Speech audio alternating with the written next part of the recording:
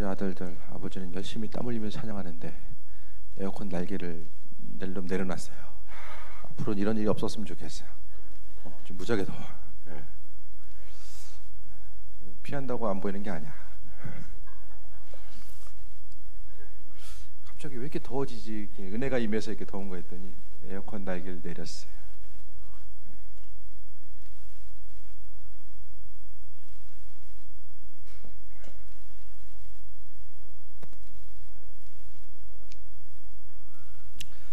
빌립보 교인들은 사도 바울이 행하고자 했었던 선교 사역에 전심을 다해서 동참했었던 좀 모범적인 교회였던 것으로 보여지게 됩니다. 그래서 오늘 빌립보서를 통해서 오늘 주일날도 좀 비슷한 말씀 드릴 텐데요. 세상을 살아감에 있어서 정말 부족함을 느끼는 것이 뭐냐? 사람이 당장 이제 있어야 될 거 필요한 것들을 아는데 쓸 것이 없으면은 부족한 것을 느끼잖아요. 근데 정말 우리에게 있어서의 부족함을 느끼는 것은 그리스도 예수입니다. 내가 예수로 인해서 부족함을 느끼느냐 느끼지 못하느냐. 오늘 사도 바울의 표현을 통해서 보게 되면 11절에 보면 내가 궁핍함으로 말하는 것이 아니라 어떤 형편이든지 나는 자족하기를 배웠노니.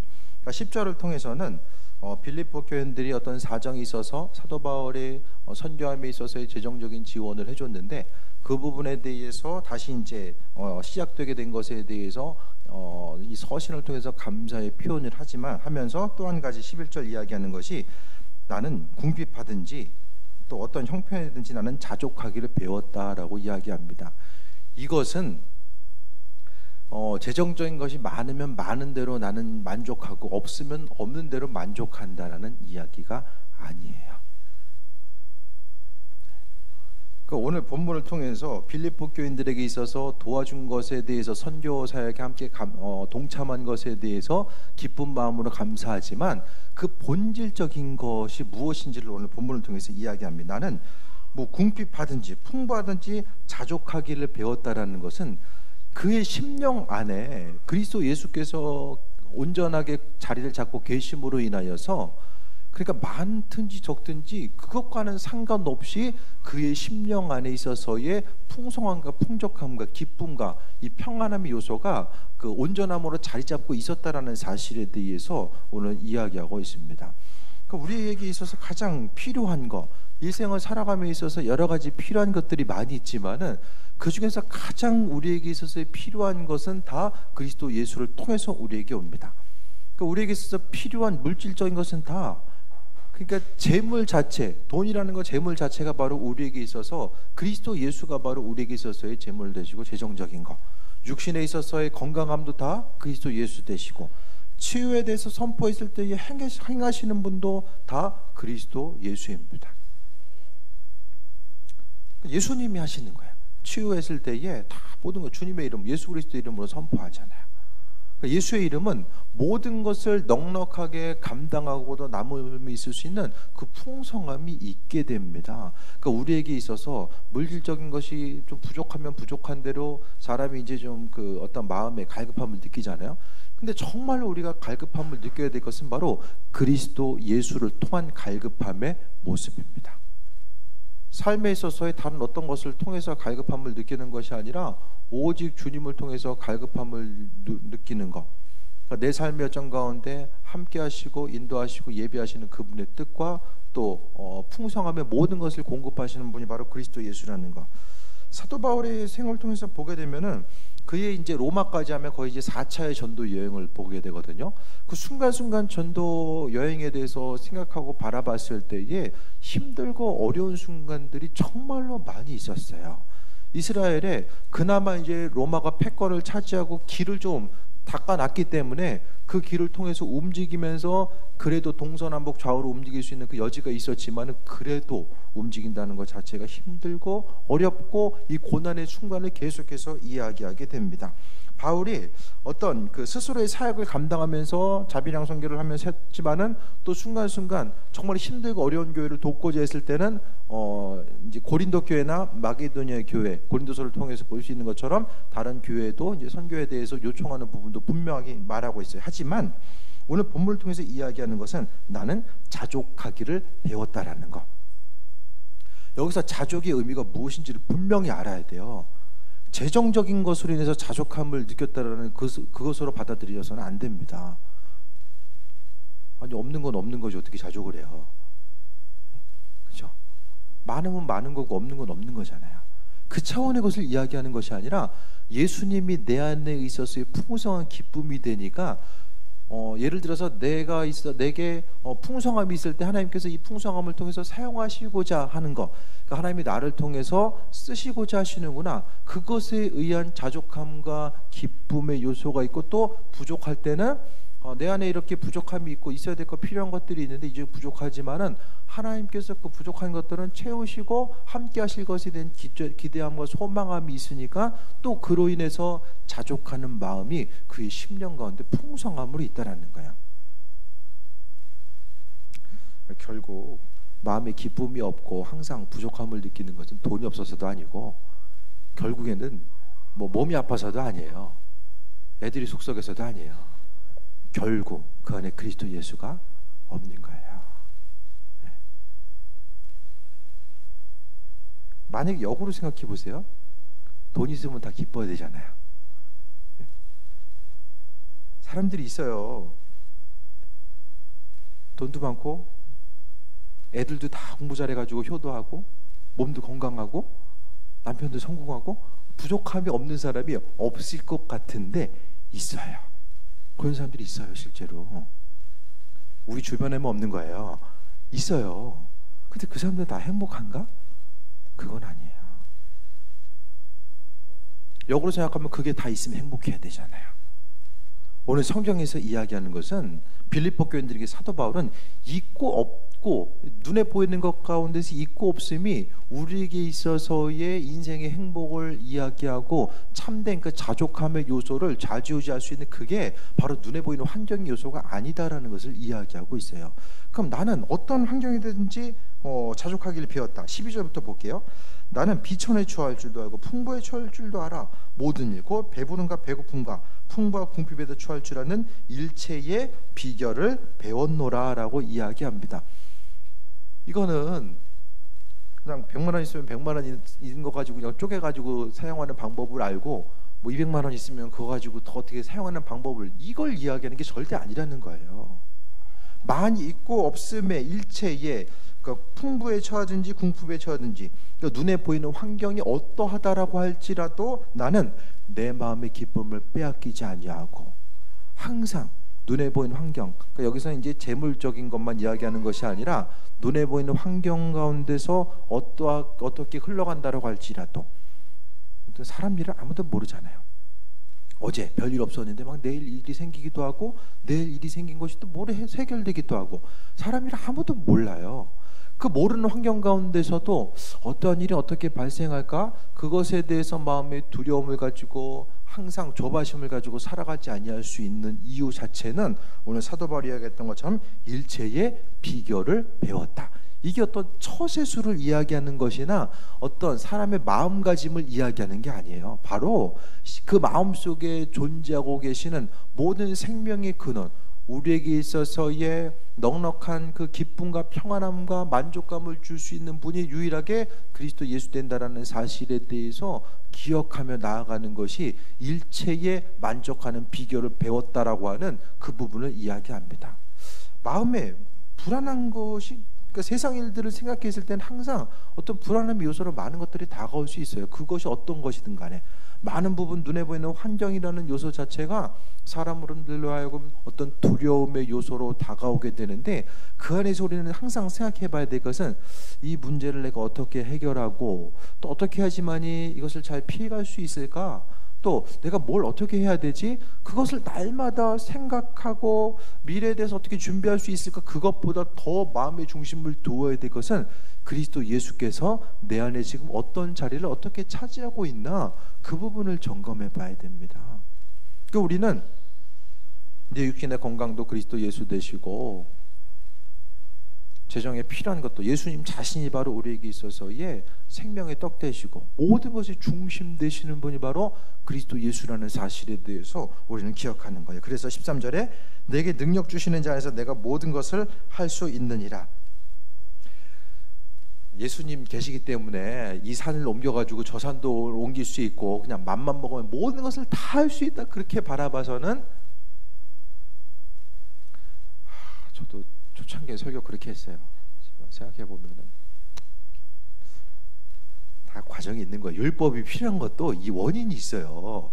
율법은 그 몽학 선생이라고 하잖아요. 참된 그 스승을 만날 때까지 인도하는 역할을 하는 것이 율법이에요. 율법이 주는 분명한 유익이 있어요. 율법이 없으면은 예배 시간 나가는 것 자체가, 율법의 단계가 있잖아요. 잠깐 이야기하면 예배 시간 됐으니까 나가야 돼. 안 가면 이거 하나님 책망하시겠지? 그게 이제 율법의 단계거든요. 그 단계도 분명히 필요해요. 그러니까 율법만 잘 지켜도 모세가 행했던 것 같은 그 은혜를 경험할 수 있어요. 모세는 율법의 대표자거든요. 근데 사람들이 율법 잘 지키는 게 쉽지 않잖아요. 그러니까 그 율법의 단계를 거쳐서 이전에는 이거 안 하면 벌 받을 텐데, 이거 하면 축복받을 텐데, 요거 생각하는 것이 이제 율법의 단계예요. 요걸 넘어가면 은혜의 단계로 들어가면 그냥 기쁜 거예요. 하면 기쁘고 안 하면 즐거움이 없고, 그게 이제 은혜의 단계거든요. 그러니까 그런 설교도 다 들으면서 우리가 조금씩 접근하게 따라서 그렇게도 접근할 수 있는데, 우리가 이제는 그 이전의 것이 잘못됐다는 것이 아니라 이제 거기서 눈에 보이는 상황 가운데 이해할 수 있는 이제 그 수준에서 오늘 말씀을 이해할 수도 있고, 조금 더 신앙생활에 있어서의 좀 믿음의 장성과 분량이 있잖아요. 그러면 그리스도 예수를 통해서 조금 더 깊은 의미성이 이 말씀과 똑같은 구절이라고 할지라도 있다라는 거예요.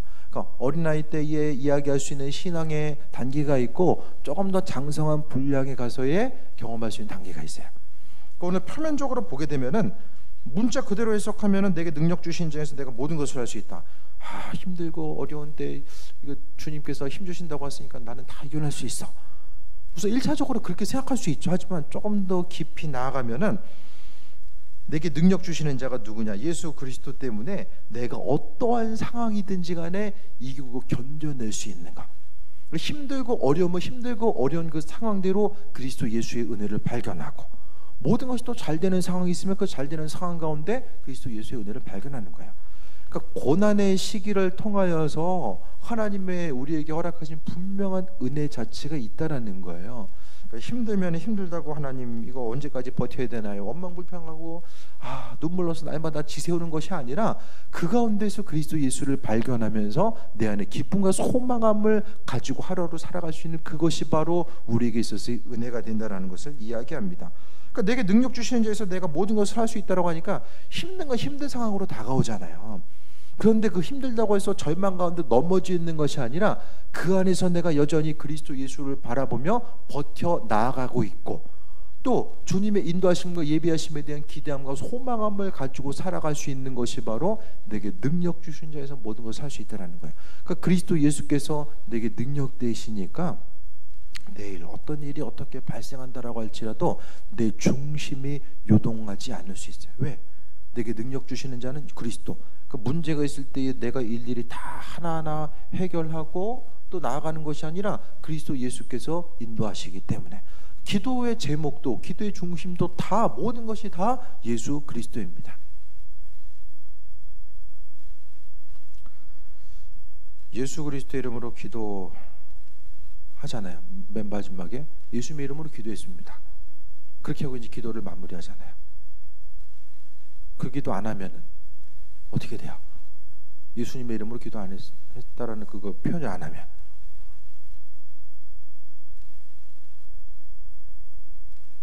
그래도 기도는 하늘로 올라간다. 손 들어보세요. 다 들어야 돼. 중간 없어요. 안 하면은 기도가 응답이 안 된다. 안 올라간다. 모른다. 세 번째 모른다.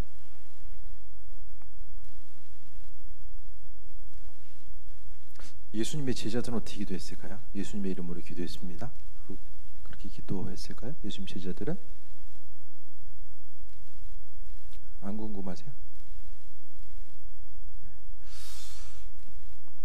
초대교회 교인들은 기도한 것이 어떻게 기도했냐면은 감사로 기도하고 주님의 은혜가 우리와 함께하길 바랍니다.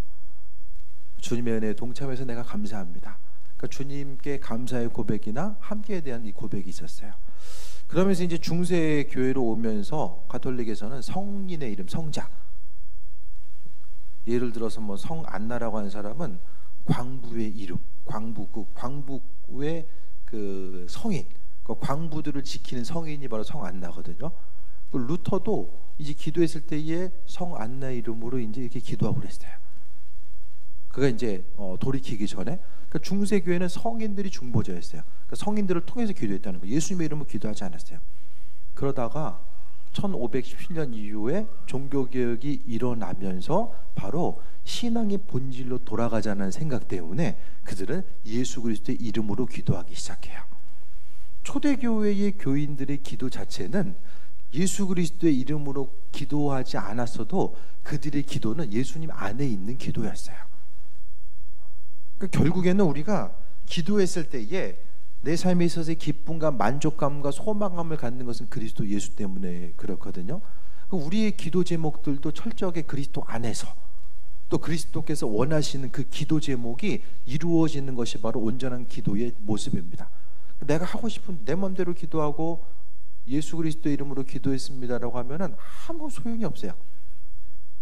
그러니까 뭘 말씀드리고 싶냐면은 예수님의 이름으로 기도했습니다, 그걸 하지 말라는 것이 아니라, 그거보다 교회 전통 가운데 이제 예수님의 이름으로 기도했습니다라고 기도했으니까 우리도 그 전통, 개혁 신앙의 전통을 따라서 우리는 종교개혁 신앙을 따라서 기도해야 돼요. 근데 그거보다 훨씬 더 중요한 것이 우리가 기도하는 것 가운데서 예수 그리스도의 이름으로 기도했다는 것, 주님 은혜 가운데 주님 원하시는 기도로서 우리가 행하고 있다라는 거죠. 내 마음대로 기도하는 거, 그것이 문제가 된다라는 거예요. 그러니까 마치 내가 내 마음대로 기도한다는 건 뭐냐면은, 예를 들어서 이제 유명 원사님한테 박경선 집사님이 어떤 일이 있어가지고 위로해 주세요 그랬어. 그랬는데 유명 원사님이 어떻게 위로할까 하다가 종이에다가 위로를 써요. 그 주는 거예요. 위로 준 거예요. 이거랑 똑같은 거예요. 본질이 위로 글씨가 아니잖아요.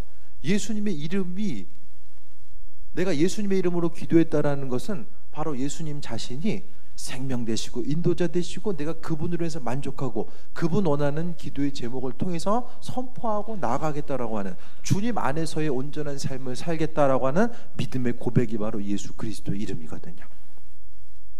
그걸 이야기하는 거예요. 그러니까 내 삶에 있어서의 본질과 중심 자체는 우리 기도 제목들 가운데 예수님의 자리가 어떻게 존재하는가, 그것이 바로 핵심적인 내용입니다. 계속 봅니다. 14절에 그러나 너희가 내 괴로움에 함께 참여했으니 잘하였도다. 빌립보 사람들은 너희도 알고니와 복음의 시초에 내가 마게도냐를 떠날 때에 주고받은 내 일에 참여한 교회가 너희 외에 아무도 없었느니라. 그 눈에 보이는 환경 가운데서 이제 괴로움에 참여했다라는 것은 어떤 인생이 정말 물질적으로 힘들고 어려웠었는데 빌립보 교인들이 도와줘가지고 이걸 얘기하는 것이 아니라, 선교사에게 초창기부터 함께했던 것이 바로 빌립보 교회라는 것을 생각하면서 그것에 대해서 은혜와 기쁨을 나누고 있는 거예요. 그래서 16절에 데살로니가 있을 때에도 너희가 한 번뿐만 아니라 두 번이나 나의 쓸 것을 보내었도다. 내가 선물을 구함이 아니여 오직 너희에게 유익하도록 풍성한 열매를 구함이라라고 이야기합니다. 너희에게 유익하도록 풍성한 열매를 구한다는 게 뭐냐면은, 그러니까 있는 것은 나눌수록 풍성해지잖아요. 그러니까 선교사에게 동참한 그것에 대해서 오늘 빌립보 교인들에게 그것이 바로 빌립보 교인들 자체에 있어서의 풍성한 열매가 된다라는 것에 대해서 오늘 본문을 통해서 말씀하고 있습니다. 그러니까 빌립보 교인들에게 있고 없음의 문제가 아니라 오직 그리스도 예수로 인해서 기쁨과 감사함과 강건함의 모습, 예수 그리스도께서 모든 필요와 쓸 것에 중심된다라는 사실을 이야기함과 동시에 빌립보 교인들이 선교사에게 함께 동참함을 통해서 나아가고자 했었던 그 모습에 대해서 오늘 수고한 모든 것들, 나누고자 했던 것들이 결국에는 빌립보 교인들에게 풍성한 열매가 되었다는 것에 대해서 이야기합니다. 18절에 내게는 모든 것이 있고 또 풍부한지라라고 합니다. 이 당시에 은행 시스템이 발달돼 가지고 은행이 많이 넣어놨다가 고린도에서 저축해 가지고 빌립보에서 찾을 수 있는 게 아니잖아요. 고린도 후서를 통해서 강도의 위협, 가는 데마다 강도가 들끓는 거예요. 로마 식민지 치하에서 세금 내니까 세금 못 내는 사람은 산으로 도망가거든요. 그럼 이제 강도되는 거예요. 많이 들고 다닐 수도 없어요. 그러니까 여기서 이야기하는 것은 내게 있는 모든 것이 있고 또 풍부하다라는 것은 이 물질적인 거 그것 때문에 풍부하다라는 것을 이야기하지 않아요. 사도 바울은 다니는 곳곳마다 어떤 물질적인 풍요로운 삶, 정착한 것이 한 곳에 오래 정착한 것이 길게 잡으면 3년 정도거든요. 나머지는 계속해서 돌아다녀요. 그 가운데서 좀 물질적인 풍요가 아니라 하지만은 그에게 있어서 그리스도 예수로 인해서 내게는 모든 것이 있고 또 풍부한지라라고 합니다. 좀 있으십니까?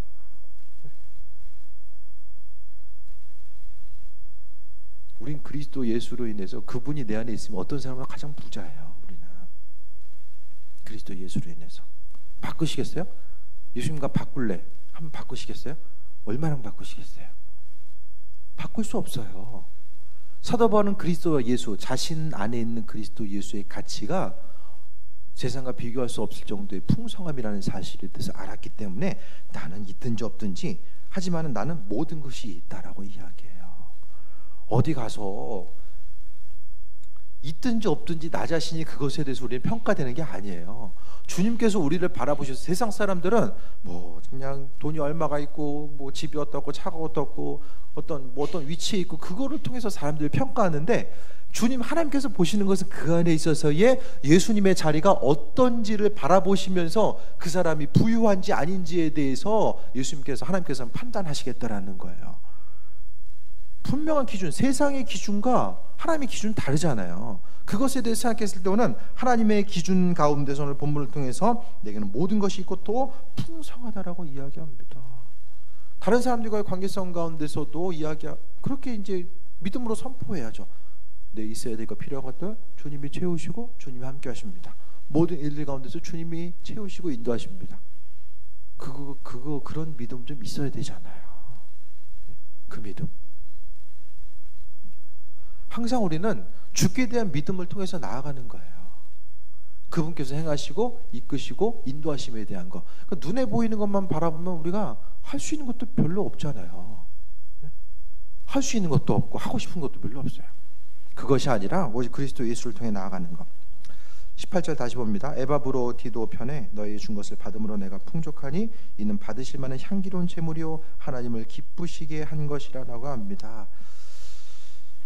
그냥 있는 것 가지고도 풍성한데 에바브로디도 편에 너희가 준 것을 받음으로 내가 풍족하다는 것은 뭐가 풍족할까요? 저는 재정적으로 자신이 풍족했다는 것을 이야기하는 것 같지는 않아요.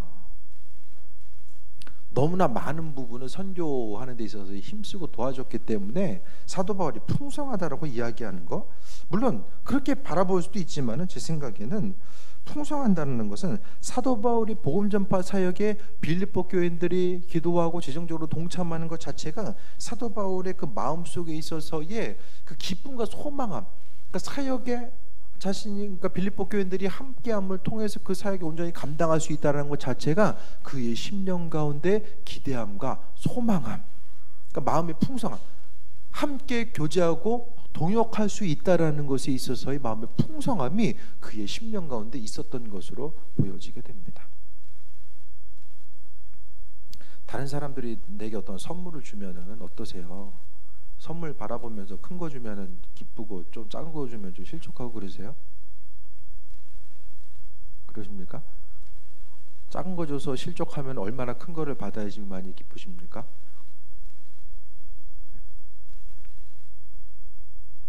우리 애들은 쿠폰을 줘요. 안마 쿠폰, 일찍 자기 쿠폰, 뭐 이런 쿠폰을 주는데 가끔 제가 돈으로 줘라 이렇게 이야기할 때도 있는데, 중요한 것은 뭐 돈이 중요한 게 아니라 생각하는 거, 잊지 않고 생각하고 마음을 나누고 함께 할 수 있는 거, 그게 중요하잖아요. 뭐 여러분 어떨지 모르겠어요. 저는 그래요.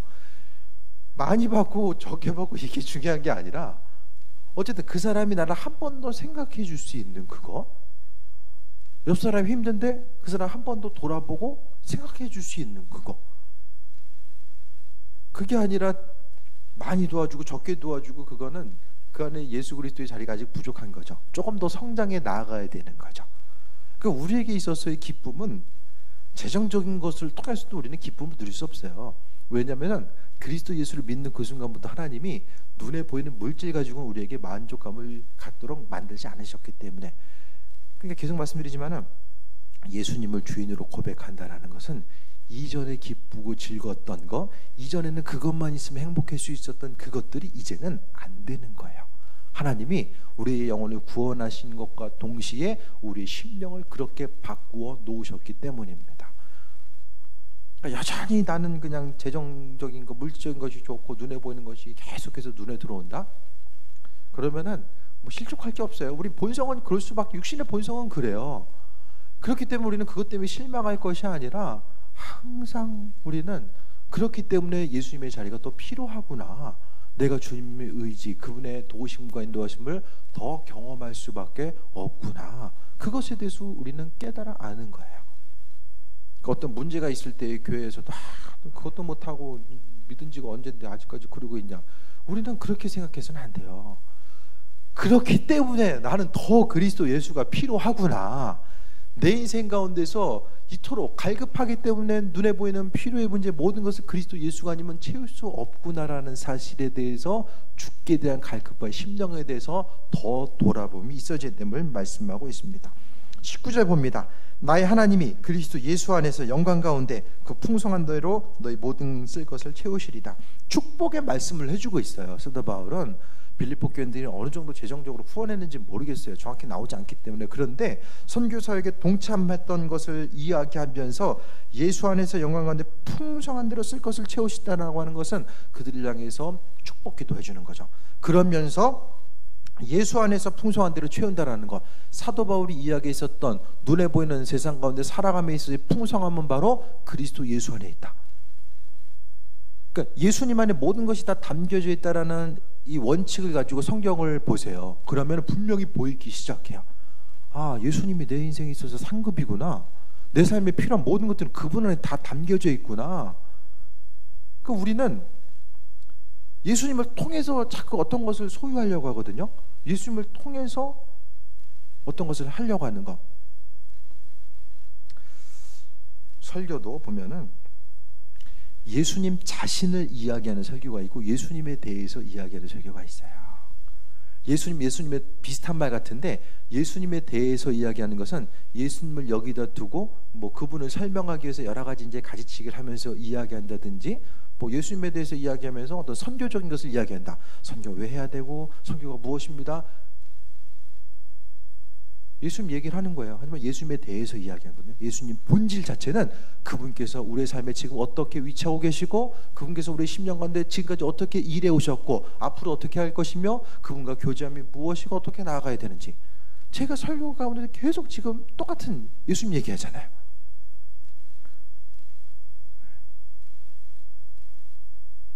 그래도 감사한 거는 다른 얘기 그렇게 했어봐요. 다른 얘기 어떻게 들어요? 맨날 돈 얘기해봐요. 어디 가서 다른 사람들이. 그것도 한두 번이죠. 맨날 건강 얘기해봐요. 한두 번이죠. 하나님께서 예수 그리스도 안에 풍성함을 주었기 때문에 다른 사람들끼리 얘기한다라고 할지라도 그 안에 예수님이 있는 사람들은 예수님 얘기해요. 다른 거 이야기하는 것이 아니라 계속 예수님 얘기를 해도 끊임없이 기쁨이 있기 때문에. 아무리 이야기해도 질리지 않는 이름이 바로 유일한 이름, 예수님 이름이에요. 그것이 바로 놀라운 축복과 은혜입니다. 그러니까 여기를 통해서 19절을 통해서도 이야기한 것처럼 예수 안에서 영광 가운데 풍성한 대로, 하나님은 풍성한 대로 채우신다라고 말씀하고 있어요. 예수님 안에 하나님의 풍성함이 담겨져 있고 하나님께서 모든 쓸 것을 채우신다라고 다시 한번 약속하고 있어요. 그러니까 지금 사람은 눈에 지금 보이고 내가 가지고 있어야지만이 하나님의 약속의 말씀을 믿어요. 그럼 보이고 보이는 것을 인식하는 거예요. 믿음이 아니라. 보이기 때문에 보이는 것을 믿는 사람이 뭐가 있어요? 그럼 보는 그냥 아는 거죠. 온전한 믿음이라는 것은 안 보여요. 안 보이지만은 있는 것을 누리는 거예요. 그리스도 예수를 누린다라는 것은 어떤 몸의 어떤 체험, 그것에 머무는 것이 아니라 예수님께서 내 안에 계시고 나와 함께 하시고 나는 그분과 동행하면서 하루하루를 살아갈 수 있다라는 것에 대해서 지금 살아가고 있음을 인식하고 내 안에 그분께 바라보고 그분을 바라보고 그분께 계속 묻는 거예요. 일 터졌을 때만 물어보면 잘 안 들려요. 평상시에 주님 이건 뭔가요? 이거 어떻게 해야 되죠? 그러면 그냥 알게 하신 때가 있다라는 거예요. 어떤 신비적인 것만 생각하지 마시고 우리 묻는 습관을 계속 가져야 돼요. 예수님 안에 풍성함이 있다라고 하는데 예를 들어서 동네 뒷산에 금광이 발견됐다 하면 그냥 내 땅에 금광이 발견됐어. 예수님이 팔 거 아니에요. 그 금광과는 비교할 수 없는 것이 바로 그리스도 예수라니까요. 그러니까 예수님 안에 풍성함이 있음을 믿는 사람들은 끊임없이 예수님께 집중을 해요. 왜? 하나님의 본문을 통해서 예수님 안에 모든 것을 다 담아 놓으셨다고 약속하기 때문에 그분께 집중하는 거예요. 감춰진 보화, 밭에 감춰진 보화가 바로 하나님께서 보화 자체가 예수 그리스도라니까요. 네? 밭에 감추어진 하나님께서 예수님께서 말씀하셨잖아요. 천국은 마치 밭에 감춘 보화 같다로 이야기하고 있잖아요. 그리스도 예수께 집중하면 나머지 하나님께서 모든 쓸 것을 풍성한 대로 채우신다라고 말씀하고 있어요. 다시 한번 말씀드립니다. 우리의 삶에 있어서 부족한 것은 마음이 힘들고 공허하고 어려운 것은 돈이 없어서도 아니고 다른 어떤 것들 관계의 부족도 아니고 눈에 보이는 것을 생각하잖아요. 저 인간만 좀 나한테 이렇게 해줬으면 내 인생이 좀 기쁘고 평안할 텐데 어느 정도 좀 재정적인 것만 더 들어왔으면 내가 만족하고 좀 근심 걱정 없이 살 수 있을 텐데 속는 거예요. 사단에 속는 거예요. 그거 있어도 안 돼요. 절대로 그 공허함을 채울 수 없어요. 참된 기쁨은 오지 않습니다. 모든 환경 가운데 제가 저한테 말씀드렸잖아요. 문제의 원인은 여러 가지만 해결책은 예수 그리스도다. 그 부분을 전부터 말씀드리고 있어요. 20절에 하나님 곧 우리 아버지께서 세세의 무궁하도록 영광을 돌리지어다. 아멘. 모든 영광을 하나님께 돌리고 있습니다. 사도 바울은 주님의 말씀, 구약 성경에 예수님 말씀 신약에 있어서의 교리의 중심은 바로 로마서하고 갈라디아서라고 말씀드렸어요. 특히 로마서를 통해서 우리가 지금 믿고 있는 신앙의 교리 중심 자체는 로마서를 통해서 거의 다 이야기하고 있어요. 그런데 사도 바울이 로마서를 쓰면서 하나님께서 어떤 글을 사용하셨지만은 사도 바울이 쓴 글을 통해서 보게 되면 구약 성경의 내용이 거의 다 이제 함축시킨 것이 바로 로마서의 내용이에요. 예수님께서도 그분께서 사역을 행하셨을 때에 이제 시험 당하셨을 때에 금식하시고 시험 당하셨을 때에 하나님 말씀을 통해서 구약의 말씀을 통해서 시편 말씀, 이사야서를 통해서 이겨나시잖아요. 로마서의 내용도 구약에 대한 내용에 대해서 사도 바울은 로마서를 보면 사도 바울이 얼마나 구약에 정통하고 있었는지를 우리가 알 수 있게 돼요. 로마서를 연구하다 보면은 하나님 말씀의 핵심적인 중심적인 것 모든 것 자체를 교리적인 것을 자체에 대해서 로마서와 갈라디아서를 통해서 이야기하고 있음을 통해서 봤을 때에 그 모든 교리에 대해서 알고 있었던 사도 바울은 로마서의 결국의 핵심적인 주제는 바로 그리스도 예수거든요. 그러니까 주님을 믿는다라는 게 뭐냐? 그것을 구약의 내용을 통틀어서 사도 바울이 하나님의 은혜 가운데 이제 저작한 것, 성령이 이끄심과 인도하심과 저작한 것이 바로 로마서의 내용입니다. 결국 사도 바울이 평생을 통해서 그가 이제 모든 사역을 감당할 수 있었던 것은 예수님 안에 있었던 풍성함을 누렸기 때문에 이와 같은 사역을 감당할 수 있었던 거예요. 있다고 해서 교만하거나 없다고 해서 불평하거나 아쉬워하고 그 부분이 아니라 항상 그가 죽는 그 순간까지 꾸준하게 하나님의 인도하심 가운데 끝까지 쓰임받을 수 있었던 것은 바로 그에게 있어서의 생명이 무엇인지를 깨달아 알았기 때문입니다. 우리의 삶의 예정 가운데서도 마찬가지입니다. 참된 진리 되시고 생명 되시는 분이 바로 그리스도 예수라는 사실에 대해 생각하며 여러분 세상에서 솔로몬에게 하나님께서 환상 가운데 나타나셔서 내가 너 뭐 해줄까 이야기하잖아요. 지혜를 구하는데 지혜라기보다는 듣는 마음을 구하잖아요. 여러분은 뭘 얘기하시겠습니까? 내일 밤에 꿈에 나타나시면 다 주님만 구합니다. 그거예요. 주님 구하면 돼요. 나머지는 그 안에 다 담겨져 있기 때문에 우리는 풍성함을 누릴 수밖에 없어요. 한 번에 다 끝내는 거죠. 예수님으로 인해서. 그것이 바로 신앙의 핵심적인 진리입니다. 우리가 생각해야 될 것은 그 말씀대로 적용하고 나아간다는 것이 다른 것이 아니라 삶의 순간순간마다 말씀 가운데 역사하신 주님에 대해서 기억하고 생각하는 거예요. 때로는 날마다 또 넘어질 수 있어요. 아, 내가 알고 있고 주님이 내 안에 계신데 나는 이렇게 똑같은 거 가지고 날마다 넘어질까? 그것에 대해서 실족하고 실망하는 것으로 우리는 끝나서는 안 돼요. 조금이라도 한 발짝씩이라도 그리스도 예수를 바라보며 그분의 도우심과 인도하심과 예비하심을 바라볼 수 있는 그 삶의 중심 자체가 우리의 심령 가운데 또 있어져야 됨을 말씀하고 있습니다. 우리의 삶에 있어서 영원한 가치와 생명 되시는 분이 바로 그리스도 예수라는 사실에 대해서 다시 한번 돌아보시고 우리는 기뻐야 돼요. 내 안에 예수님 계심의 가장 강력한 증거가 기쁨인 거예요. 마음의 기쁨. 내 안에 예수님께서 얼마나 자리 잡고 계시고 내 삶의 주인으로서 어떻게 역할을 하시는가가 가장 눈에 보이는 것이 바로 마음의 기쁨과 평강입니다. 그것을 다시 한번 점검해 보시고 그리스도 예수로 인해서 날마다 강건함 누리는 귀한 삶이 되시길 축원드립니다. 오늘은 좀